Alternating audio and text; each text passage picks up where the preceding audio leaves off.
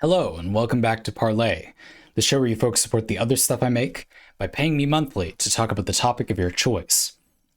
This month, FreeWilliam has chosen, well, it's going to start with whales and fish. FreeWilliam says, I invoke the power of Parley. We all know that whales are mammals and not fish. If you tell someone that whales are fish, they're likely to point out how wrong you are. However, phylogenetically, there's no definition of fish that includes sharks and tuna that does not also include mammals. There's an attached image from Wikipedia that, to my satisfaction, proves that, but I'm not a marine biologist. I'm not going to reference it in this video. You could look it up for yourself. FreeWilliam continues, just as birds are dinosaurs, mammals are fish, and whales, being mammals, are therefore fish. Clearly, FreeWilliam concludes, it has always been wrong to criticize people who say that whales are fish. Discuss. And we will. Now, don't be fooled, dear listener, into thinking that this is going to be a parlay about nitpicking terms. Well, I guess it is, but it's going to be about why not to nitpick terms. I have it on good authority that FreeWilliam is sort of invoking the rhetorical event where people kind of talk past each other because they're using a term a different way. I think that the resolution to this situation is quite simple, really. When in the parlay, phylogenetically, there's no definition of fish that blah, blah, blah, blah. That's one definition of fish, but there's another, no less meaningful in context, we'll get into it, definition, basically, of fish that I'm going to call the colloquial definition. I think that a lot of people think of that sort of casual way people use a word in conversation that doesn't have what feels like a specific a definition, or it might have what appears at first to just be the wrong specific definition. Isn't wrong. There really is no wrong or right for this type of definition. It's just that it's more vague. It is a distinct definition, I argue, but it isn't a single phrase or word, not like a dictionary definition exactly. But it is still another appreciable definition. It's not defined by ignorance or total open-endedness. Its utility comes from the fact that it actually is pretty shared. The colloquial is what I'm going to call that type of definition of fish is actually pretty reliable between people. It just isn't reliably the exact same thing. It's still relatively reliable, relatively similar. It's not anything. And it's ridiculous to suggest that somehow just not having a single dictionary or whatever definition means that somehow you then have no definition. No, it's just relatively less of a tight definition, which is very useful. That's what I'll be arguing. I currently, for a little background, have been trying to kind of weave out terms from my speech. Now, sometimes terms are very useful, which is a big topic for this parlay. After all, am I suggesting people just shouldn't use technical terms? Whales aren't fish? No. Of course, they're sometimes useful. A couple of ways they could be useful would be appropriate. That will help us break down why some colloquial definition would be so warranted. Why is it so unuseful to use the technical definition? Why is it annoying to a lot of people when people argue technically correct or say a tomato is a fruit or whatever? That may not annoy you, but I'm sure it annoys a lot of you, and it annoys me. And the reason why, partially, is because it kind of is wrong in a certain contextual way. But for that to make sense, we need to talk about when it's right. After all, whales, if we can be convinced by FreeWilliam's example, are from some, let's say, marine biologist's perspective, fish. They are. That makes sense. Within that specific context, fish doesn't mean the same thing as that colloquial definition. And because it has that specific context, it's kind of a defined term, much like in a philosophical argument. It's almost as if, not written on the page of the study where fish is used that way, not written on the page, but in some invisible place in the social contract of the scientific community, it's understood that here we are using fish in a way we don't generally use it when we're just out and about in the street. And most of those scholars wouldn't try to use fish to refer to whales most other times, because whether people agree with all of this or not, by the way, we do all use the colloquial version of fish. We do all understand that this is a distinct thing. Some people berate that type of meaning or say that it isn't a definition, but we do all do this, even if some people insist that they don't. We do this thing. And those scholars are no different. They won't try to use that word that way too. Of course, they're not stupid. Being very smart people, they know that most people something don't think of whales as fish. And I'm going to argue later that that is actually a distinct definition with some certain qualities, and that it's very useful in a way that technical definitions almost always aren't useful. But again, it's important to clarify that there, of course, are times when it is useful, like to the scientific community. It can save space. This will be important for why the colloquial definition is useful too. One of the main reasons why these sort of technical definitions can be useful is because they can save space. A lot of language is basically abbreviation, and that way of using fish might, abbreviate also whales. And there might be some way of categorizing animals where it is more accurate in a certain context to include whales in a categorization that you could then use the word fish for. We're not going to get into some specific example where in a certain study there's utility to the word fish, including whales, but only in that context. But I'm sure you get the point. There are obviously situations where having that scientific knowledge of the term makes sense. And when I put it this way, it's blatantly obvious to see that you wouldn't then use that term that way elsewhere. There are just different contexts for words. That's just a thing we have, at least in English, a lot of, maybe too much of. It's confusing, but it doesn't not make sense. It's pretty clear why defining that word is useful there. Importantly, though, it's not because people just kind of know the right definition necessarily. It's because they understand the context that definition is warranted in. No definition is useful without any context. There might be other times that giving a term for a thing would be useful, and that could be if there's no understood context, but you just make one. For example, earlier in the Parley, I used the word colloquial to refer to this type of a definition that I argue exists, that is the kind of vague word cloud of meaning, the colloquial, using the word in the definition, this sort of casual, in passing, moment-to-moment way of speaking that we do almost all of the time as humans, where we're not referring to a specific or short single definition, but kind of just a cloud of learned experiences about that thing. And we're purposefully, effectively, for some very clear use, not referring to a single concept, but we're also not referring to just anything. There is a similar enough cloud of meaning that constructs what I'm calling a colloquial definition.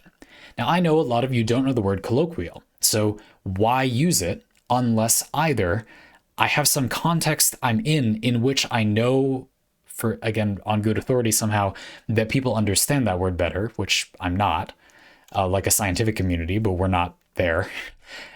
Or reason number two, I could just define the term myself, which I did. So hopefully you didn't look up colloquial. When I said it earlier and just now, tried to explain, this is what I mean by that. Now, I used the word colloquial when I did that because colloquial has a dictionary definition, which is one kind of definition that I'd argue is mostly useful as a kind of a reference point, not as something specific to evoke. The exact dictionary definition of a word is, in my opinion, surprisingly uncommonly used a lot of the time, but it's useful as a point of guidance. If you're gonna pick a word anyway, instead of making up a word, well, I do know a word that, at least for people that know that word, is almost always interpreted as meaning basically what I mean. So I'll use that word since I have it on hand, but I should explain it. There's no reason not to. We'll get in just a minute into reasons to use these colloquial terms or to explain your reasoning for a term.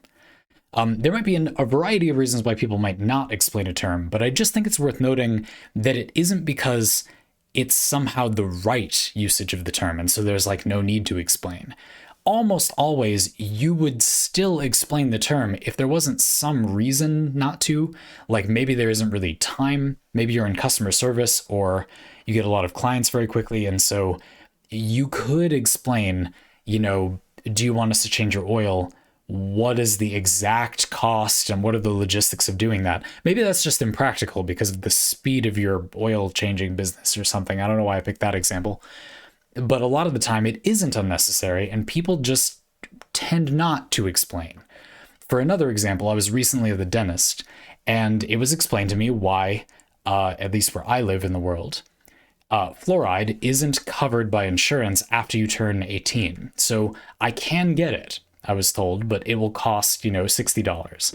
And I said, I'm not going to get it this time, but I might in the future.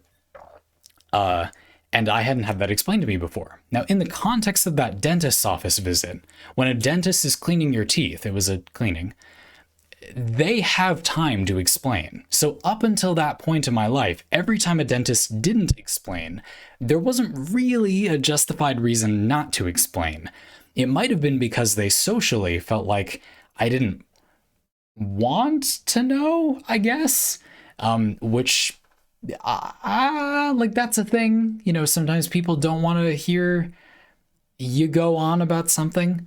This is a whole personality can of worms that we're not going to get into here. Why people often don't explain, even though it's pretty easy to demonstrate that there really isn't a reason not to explain most of the time. Why is that? We're not going to get into it in this parlay. Come back some other time. I have lots to say about that, but we're not going to say it now. Suffice it to say that, yeah, people like these terms for things. People have a bias for simplifying or not explaining versus explaining, or again, maybe not using the technical term. And the short reason is social pressure. That's the long and the short of it is because it imbues confidence, false confidence, but confidence, to feel like you have a very single definition, a sort of unarguable in some way definition. It's not at all unarguable, as I'm demonstrating in this parlay, but people feeling like they have kind of one monolithic definition, that feels socially enabling. It maybe shouldn't, but that's an illusion, but it does for a lot of people. And also there is this kind of social stigma against explaining, which again, unpacking that is quite complicated. I am not interested in unpacking that to clarify that, well, I have a career that is a community of people that just listen to me explain things all day. There's some way to be tactful about explaining things. It's not literally just saying everything about a thing. It's not describing everything. We'll get back to that when we talk about the vague definitions, the colloquial definitions. People just often don't do that. They either say everything or they don't say much at all, or they say their summary term or whatever. And again, this comes from a place of insecurity, fundamentally. We're all insecure, but some people have a tendency to kind of hold on to these definitions as a way of dealing with that. And that causes this moment where it feels hard to argue against a single well-defined definition of a thing. And part of the reason I'm discussing this parlay this way is that I think part of the difficulty is that it doesn't seem clear what the utility of a colloquial definition is, but it actually is clear, in my opinion. And maybe if I just said, it might seem a bit obvious, but hopefully people wouldn't look down on colloquial definitions as much. They're useful. That's a good thing we humans do. If you get into it, it's pretty unarguably more useful than having the technical definition. But anyway, obviously it can be useful to save space if there is some way in which it's just kind of known what the definition would be, or you're in a context where it would make sense to define a definition, like writing a paper or this parlay. And earlier on you say, oh, it'll be useful to have a term for what that kind of casual meaning of a thing is. So I'll call it a colloquial definition. And then I can just say that for the rest of this parlay and not have to elaborate. In the worst case, people can just go back and check the definition I wrote down while I spoke out, and find out what it means. those are contexts where it helps. People use these words all the time, and I'm not trying to suggest that it's always silly to do that. It's not. There's good reasons to do that. Not very many. That concludes the good reasons to do that. No, I mean, I don't know. But those are some examples of, good reasons to do that. Okay, the colloquial definitions, really the meat and potatoes of this parlay. Now that we've set everything up, this is quite easy. Well, why is it so good to have a definition? And it is a distinct definition that is this kind of word cloud of things. This definition comes from, in my opinion, a place where people intuitively know that it's not necessary to exactly understand. People kind of deep down know you don't actually understand people most of the time you talk to them. So the idea that we would use a kind of vague meaning of a word someone else used is not unusual. After all, in communicating, perspective is everything. And when we speak to each other, we often evoke these versions of words, again, like fish, where I know that you're not picturing the exact fish I'm picturing, at least in all likelihood, and it doesn't really make sense for me to explain what that fish looks like. It's also not necessary. There's simply no need. If I say a coral reef inhabited by fish or whatever, it doesn't matter if you don't know what fish live in coral reefs. It doesn't matter if that's blatantly wrong, because that causes no harm. What is it going to damage the ecosystem of the fictional coral reef? There is no such thing. Is it going to mislead some bystander into hearing that this kind of fish lives in a coral reef, and then they'll what? Tell someone that at a dinner party? It doesn't matter. Like, there just is no need to know that information. Sidebar for a minute. Some people here are probably going to think that I'm trying to say that it isn't good to know these things, which I'm not saying, hopefully pretty clearly.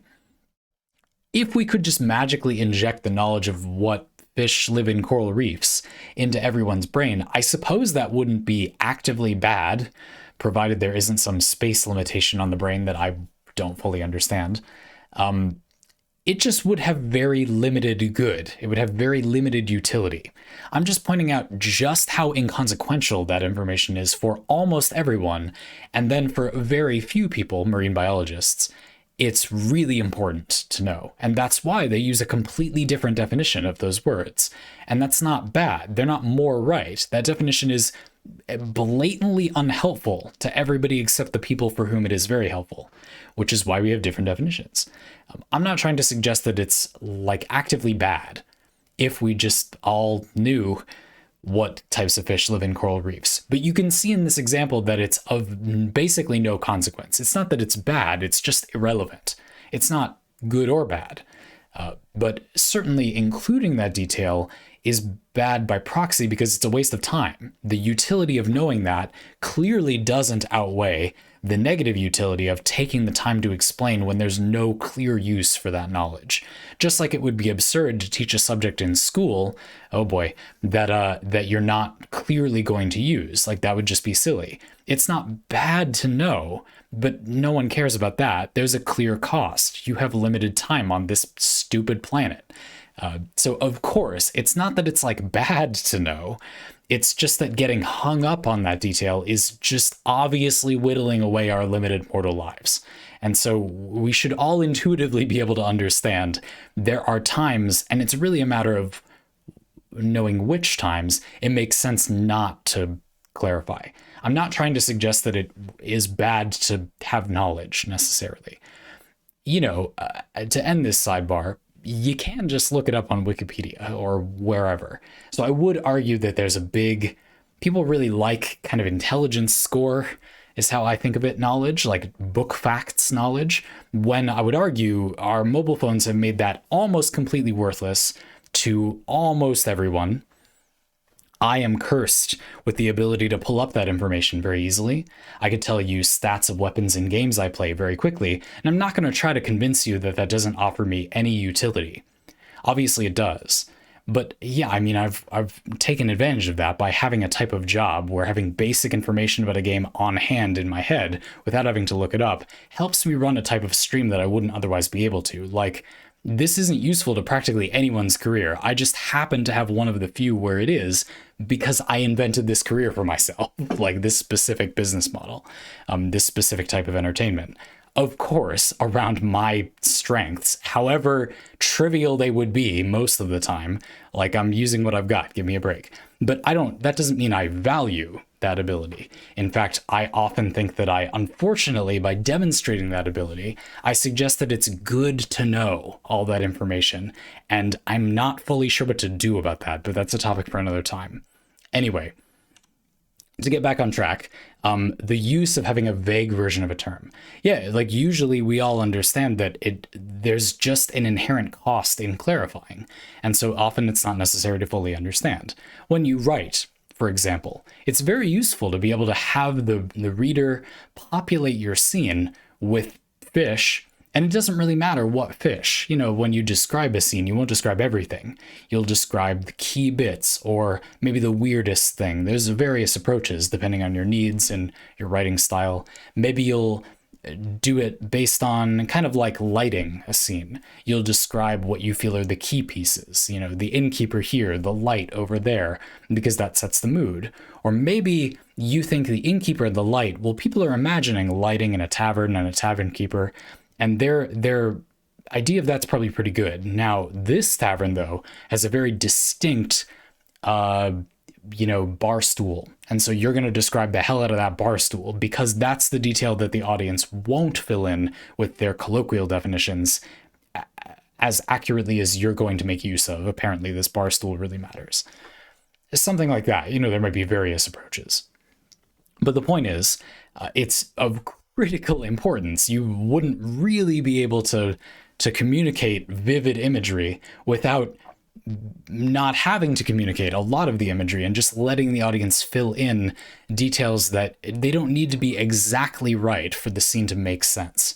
And if the audience member is just weird that day and has decided that every bar in a fantasy tavern has a fish tank in it or something, well, oh well. But we've decided that the utility cost just isn't, it's just too high if you were to go about elaborating that every single bar didn't have a fish tank. We're not going to get it way into the philosophical and linguistic theory about like why it's reasonable to assume that people won't do that. And in fact, people usually don't do that. Why is that? Whatever. That's obviously outside the scope of this parlay, but it's plain to see that people do that thing. That is a type of communication people use. Right. I'm not really here to argue about whether or not it's useful to have a single correct definition of a term, but it's pretty clearly integral to our communication to have a kind of vaguer version of a term like that. I hope I've at least demonstrated a pretty obvious situation in which we do use that ability. And again, it clearly isn't that we have no definition. A fish doesn't include everything. In fact, by the very framing of this parlay, a lot of people don't include whales, even though whales are certainly not the furthest thing from fish. It seems like our colloquial definition of fish actually is specific. It's just less specific than those other definitions.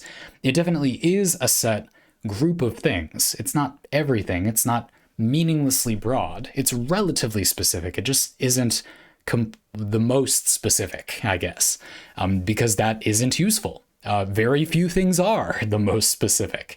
The most specific, vocabulary term for a thing is often almost completely unnecessary. It's almost totally useless because it's too specific. Specificity is often very negative. It's often much more negative.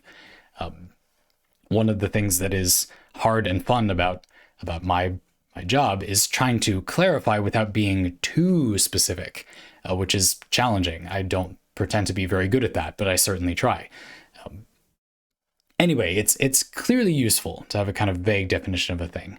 And I hope I've demonstrated a little bit of why our communication kind of relies on these simplifications. But another very key point is that it is often shorter than using some specific definition. Now, there's a kind of silly, obvious way in which this is true that I don't really mean.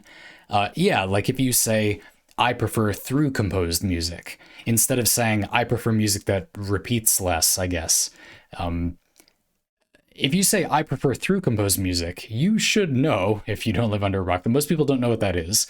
And so they'll say, what's through composed music? And then you're just going to explain. And so maybe learning not to do that song and dance is good.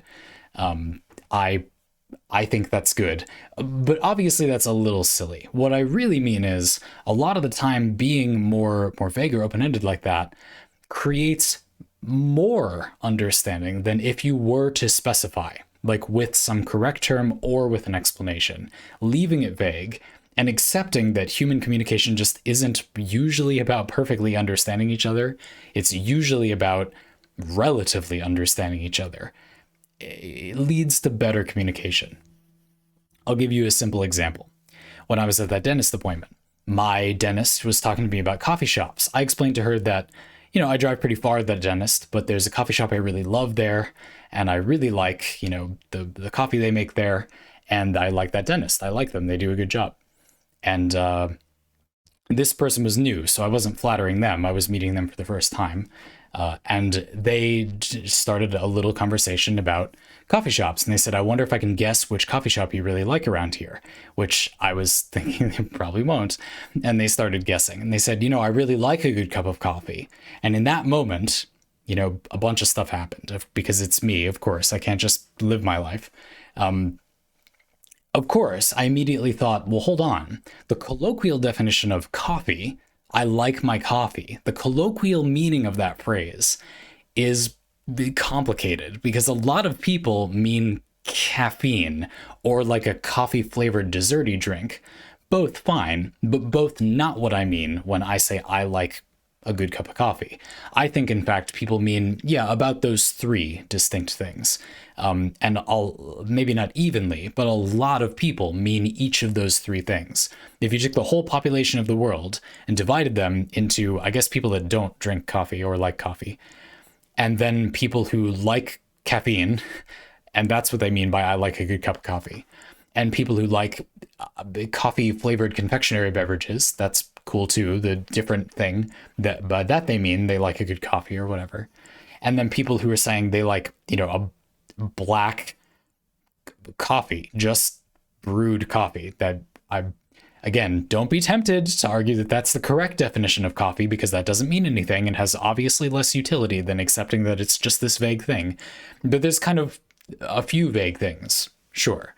And they're pretty different, aren't they? Like people who are saying they like that confectionery thing, well, they not only don't mean the black cup of coffee, they probably really don't like, or they at least think they wouldn't like that thing. So you definitely aren't talking about the same thing. And so as soon as she said that, I thought, I've been around the block a few times. I know that it's not likely we are referring to the same thing. Statistically, you probably don't like the thing that I am saying I like. But hold on, I said to myself, because I'd read this parlay before going to this dentist appointment. What would it do, though, if I were to clarify? Would it really make things more clear if I were to clarify? Would being more specific, would her saying, I like, what are some words with definitions that are technical that you could be correct about, but which wouldn't actually be useful? Specialty coffee. She could have said, I like specialty coffee, or I like Starbucks or something, or I like caffeine pills, or something like that. The caffeine pills thing would be pretty understandable, but a bit direct. She could have said one of those things, but that wouldn't have made it more clear. As we've discussed, those terms are often not useful at all because outside of their special context, they're just not explained, or people are often using them in a surprisingly specific way that arguably kind of isn't any single definition the word has. Specialty coffee could mean a lot of things. I think that your influence as a consumer, it's effective to expect specialty coffee to be very bright, acidic in a positive way if you like that coffee. Even though there's a lot of maybe useful to someone meanings of specialty coffee that don't mean that. That doesn't clarify. Like I've hoped I argued earlier in this parlay that really isn't clear, because that isn't how people usually communicate. There's a word cloud there, and by you trying to specify when there just is no way for me to get at your specific definition, you'd either have to clarify further, or using a vaguer definition wouldn't have been any less specific. And so we talked about that earlier, sure. But it goes even further, where I'm thinking about, I could say well, what kind of a good cup of coffee do you like or whatever? And never mind that I just don't want to talk about that to my dentist. Would that make it more clear though? Like if I say, well, I really like a good cup of black, nothing in it filter coffee. Already you lost a lot of people just with the what do you mean filter coffee? Drip coffee? I was confused for the longest time. Honestly, very confused what people meant by drip coffee. Percolation coffee, and we really don't have time to explain here. But anyway, so I know that would be confusing to people. But then a lot of people have had a very limited specific experience of someone who really likes their black coffee or whatever being quite elitist about their cup of coffee. And so the most likely outcome of me like clarifying that would be to come off as a type of person that I hope you have the experience that I am not. So is that effective? Now you could word it in some convoluted way by which I avoid that meaning or something, But maybe it's better to just admit that we're imperfect communicators that aren't sure exactly what each other means. And in conversations like this, we could maybe go for relative understanding. I am often so immaturely dismayed when at the end of that conversation, for example, I thought, oh man, like we really misunderstood each other or whatever. She just guessed a bunch of coffee shops that I don't know anything about. And then I recommended Arrow, and then she's going to go to Arrow and not do the thing. Shout out to Arrow Coffee Roasters, by the way. Not very near me anymore, unfortunately, but real nice. And that doesn't matter. Like we had a relative understanding that it was worth going out of our way for a coffee shop for something. That's fine. That is a relative similarity between two ships passing in the night as human beings. What's so wrong about that? Like it's fine. Like there wasn't anything labeled on the tin of that conversation that it was going to result in perfect communication. It just wasn't. That was an okay result. Like that's okay. Sandy, am not very okay with that happening, and I need to grow up about that. Like I definitely need to let that go, but I'm working on it. And that's my final point, is that a lot of the time, the idea that like a vague term is then better, it is almost always better. I hope I've convinced you a little bit than these more specific terms. And in fact, the specificity is usually very directly bad. It either does nothing or has a slight negative effect or is just a waste of time. It isn't referring to a single thing that people then know. Even if maybe it should, maybe it'd be nice if we all knew these things, but we just don't. And I would argue it wouldn't be that valuable if we did. And so maybe we don't even really need to be doing that most of the time. Now, this is a weird thing coming from me, right? Because on my stream, for example, when we talk about builds, I often spend the whole stream clarifying terms. Right, but that's because that's a specific context in which we're trying to do that thing. We're trying to clarify and understand each other. We have time to clarify and understand each other. The normal drop in utility from not clarifying, having it be vague, and then it's fine because we wouldn't have had the time anyway. Well, that's not there when I'm streaming for like 2 hours to the same extent. It's not completely not there.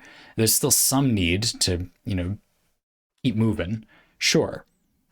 And there's a lot of other complicated aspects to this question, things I don't have time to get into, like, for example, using words to abbreviate things. Like I often avoid doing this. It would often be reasonable to do it, according to my colloquial definition thing, but there are other consequences. For example, I usually avoid saying roguelike. I usually say a game where you get random upgrades as you go and then you die and the upgrades reset to some extent. And usually it's got kind of session-based, 20-minute to an hour runs. That is, in my opinion, the most practical summary of the colloquial definition of roguelike at the moment.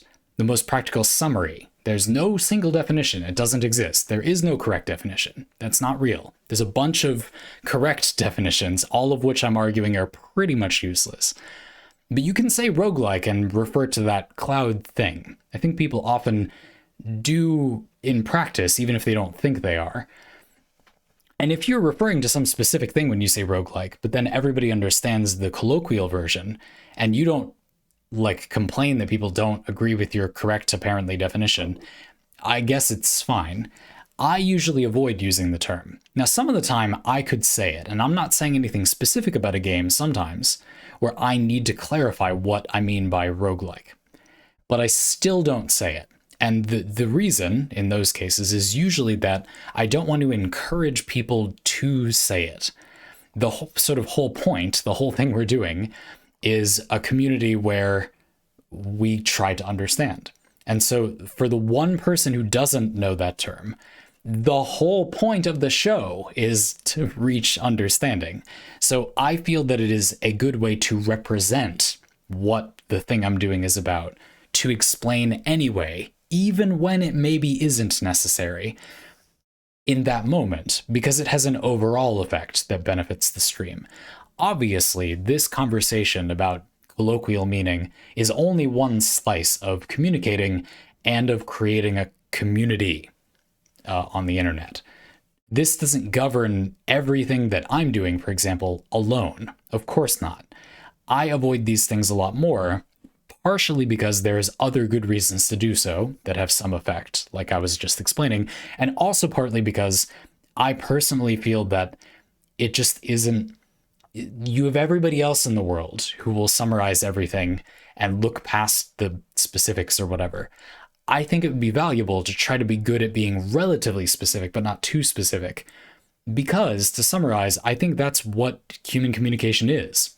When people talk to each other, they are doing that thing. That is what good communication is. It's being relatively specific without insisting on complete specificity. It's achieving relative understanding, relative to the time and experience with the person you have, while having the understanding that it is uncommon, treasured, wonderful, but not common, not really the goal of most conversations to understand completely. It's to be relatively understood, relative to a lot of factors.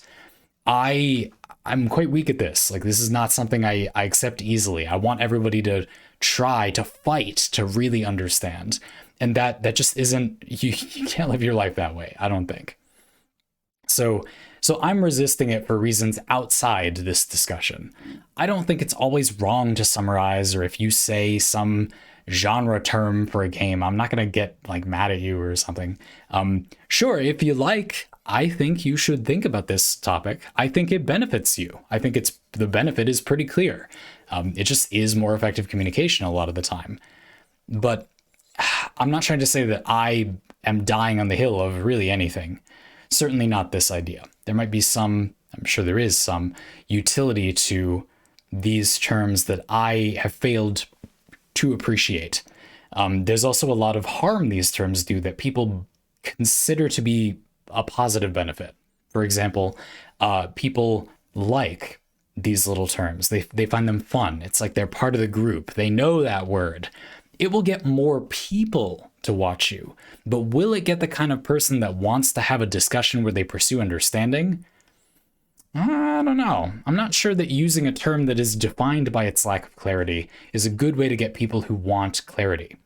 That would make you sound like a lot of other channels, which don't focus as much on that, which, like, it's okay to do things the same way other people do. It's not bad to do things the way others do if they're effective, but this just isn't effective. And so I don't think that that's a useful way to run my channel. But it isn't necessarily only because of, these reasons or whatever. I just feel like that's an important disclaimer, lest people think, wait, but like, it just is a suitable summary sometimes. Like, yeah, sometimes, a lot of the time there's other reasons. I think that's all I have to say. I hope you had fun with this. I hope this was an interesting, I hope not belittling at all, mental exercise in why can I explain? Am I, a person who hates these terms, able to explain why they're so self-defeating, or why people wanting the little factoid, why is that so pointless? Can I explain why? I think I know why. I thought at the beginning of this parlay, but do I know why? I guess so. Thanks for asking. Hope you don't mind that I co-opted this in a very different direction. But again, I have it on good authority that maybe you had something like this in mind.